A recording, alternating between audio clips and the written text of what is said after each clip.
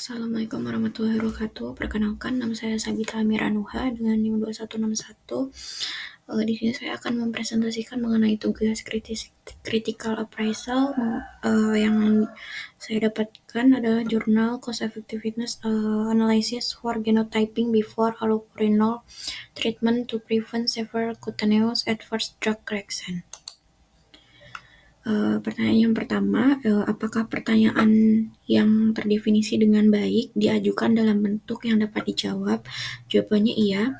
Tujuan studi ini adalah untuk mengevaluasi efektivitas biaya dari screening HLA-B 5801 dibandingkan dengan penggunaan agen penurun asam urat atau ULA lainnya yang tersedia.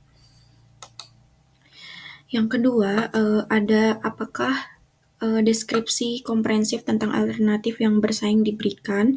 Jawabannya iya, penelitian tersebut memberikan deskripsi mengenai komprehensif tentang alternatif yang bersaing. Penelitian tersebut menguraikan 4 strategi penggunaan obat untuk pasien dengan asam urat atau hiperuremia. Dengan yang pertama, screening genetik untuk HLA-B 5801 sebelum meresepkan allopurinol. Yang kedua, meresepkan benzbromaron tanpa screening. Yang ketiga, meresepkan febuxostat tanpa screening, dan yang keempat, meresepkan allopurinol tanpa screening. Penelitian tersebut merinci hasil yang terkait dengan setiap strategi termasuk potensi reaksi merugikan kulit yang parah atau SCAR dan biaya terkait. Selanjutnya, pertanyaan yang ketiga adalah apakah efektivitas program atau layanan ditetapkan? Jawabannya iya, efektivitas program atau layanan ditentukan dengan menggunakan data kohort dan studi klinis retrospektif berbasis populasi. Studi ini mengevaluasi kemungkinan SCAR atau reaksi merugikan kulit yang parah yang diinduksi allopurinol dan efektivitas biaya dari strategi screening. Yang keempat, ada pertanyaan apakah semua biaya dan konsekuensi penting untuk setiap alternatif diidentifikasi? Jawabannya iya, studi tersebut mencakup baik biaya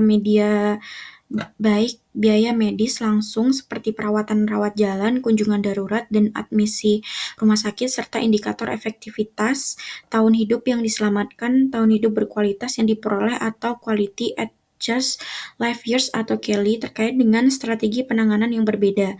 Pengujian genetik dilanjutkan dengan preskripsi allopurinol bagi non-pengemudi HLA-B 5801, preskripsi benzbromaron tanpa pengujian, preskripsi vabustatin tanpa pengujian, dan preskripsi allopurinol tanpa pengujian. Selanjutnya, yang kelima ada apakah biaya dan konsekuensi diukur secara akurat dalam unit fisik yang sesuai, misalnya jam waktu perawat, jumlah kunjungan dokter, hari kerja yang hilang, tahun hidup yang diperoleh. Jawabannya iya, biaya dan konsekuensi diukur dengan akurat dalam unit fisik yang sesuai, termasuk biaya medis langsung dan ukuran efektivitas seperti tahun hidup yang diselamatkan dan tahun hidup berkualitas atau QALY yang diperoleh. Yang keenam, ada apakah biaya dan konsekuensi dinilai secara kredibel? Jawabannya iya, penelitian ini menggunakan analisis efektivitas biaya yang sesuai untuk mengevaluasi implikasi ekonomi dan dari screening genetik dalam mencegah reaksi obat yang merugikan. Hasilnya diukur dalam hal tahun-tahun kehidupan yang disesuaikan dengan kualitas atau QALY yang diperoleh yang sejalan dengan tujuan analisis. Selanjutnya, yang ketujuh, apakah biaya dan konsekuensi disesuaikan untuk perbedaan waktu? Jawabannya tidak, karena studi ini tidak secara eksplisit menyebutkan untuk pengurangan biaya dan konsekuensi di masa mendatang terhadap nilai saat ini. Selanjutnya, yang kedelapan, apakah analisis tambahan biaya dan konsekuensi dari alternatif dilakukan? Jawabannya iya. Penelitian ini melakukan analisis biaya efektivitas inkremental atau CEA yang membandingkan biaya dan konsekuensi dari berbagai strategi pengobatan termasuk screening genetik untuk HLA 5801 versus tanpa screening dengan pengobatan alternatif. Rasio biaya efektivitas atau ISER dihitung untuk menilai biaya tambahan yang terkait dengan satu alternatif dibandingkan dengan manfaat tambahan dalam hal tahun-tahun kehidupan yang disesuaikan dengan kualitas QALY yang diperoleh.